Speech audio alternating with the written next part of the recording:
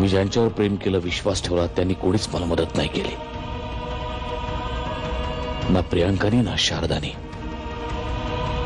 काय केलं नाही मी त्या प्रियांकासाठी. तिला पोलिसांच्या तावडीतनं सोडवलं, पण शेवटी तिने विश्वासघातच केला माझा. आणि ती शारदा, तिच्यावर मनापासून प्रेम केलं मी, पण तिने सुद्धा माझ्या प्रेमाची कदर नाही केली. तुला बरा झालेला बघायचं होतं मला. ती इच्छा मनाशी बाळगूनच मी या जगाचा निरोप घेतला. पण आता तुझा संसार सुखाचा व्हावा एवढीच इच्छा आहे. एक गोष्ट लक्षात ठेव, नेहाच तुला या संकटातून बाहेर काढू शकते. बस तिच्यावर विश्वास ठेव. एवढी इच्छा पूर्ण कर. बाबा,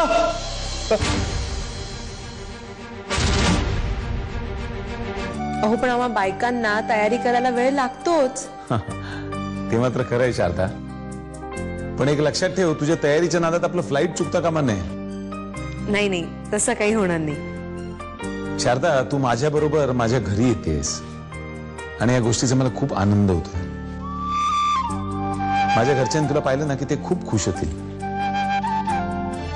तुला काही प्रॉब्लेम आहे का?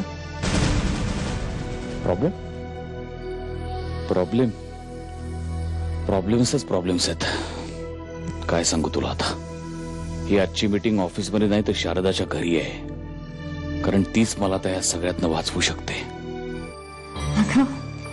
आता मी आल्यामुळे तुझ्या लग्नाचा निर्णय नाही का झाला एवढा मोठा?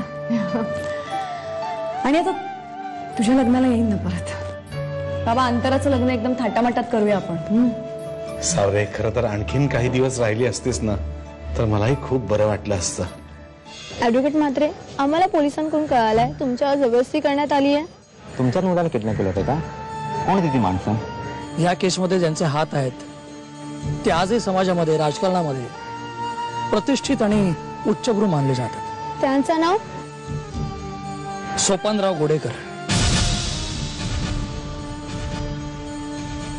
त्यांच्या मुलाची केस मी लढावी म्हणून त्यांनी माझ्यावर दबाव आणला होता. माझ्या मुलाला किडनॅप केलं, मला धमकावलं. आज तर त्याने स्वतःच्या जीवाचीच बाजी लावली. सचिनचा स्वभावच तसा आहे. स्वतःची दुःख नेहमी लपून ठेवतो.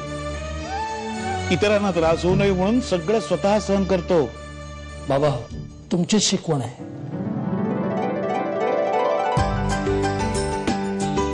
कोर्टातनं आपल्या विरोधात वॉरंट बी पास झालेलं आहे साहेब.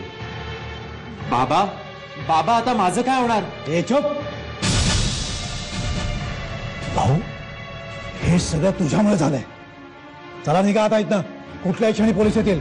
निघा. एक मिनिट मिस्टर गोडेकर, तुमच्या विरोधात माझ्याकडे अरेस्ट वॉरंट आहे. कचऱ्याच्या पेटीत टाकात आहे. इन्स्पेक्टर, मला पकडणं इतकं सोपं नाही. नेहा, काल रात्री एक विचित्र घटना घडली. काय झालं?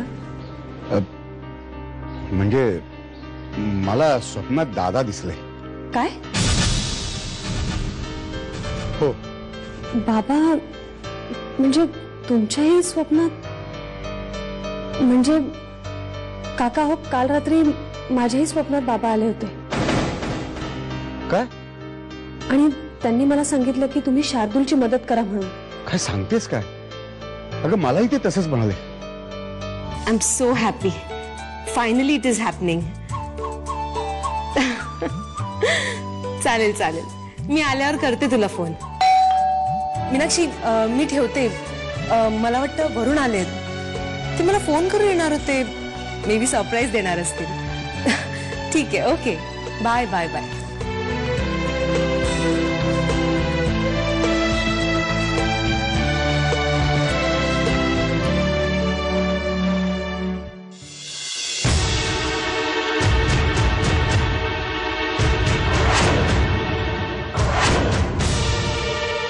तुम्ही जाय.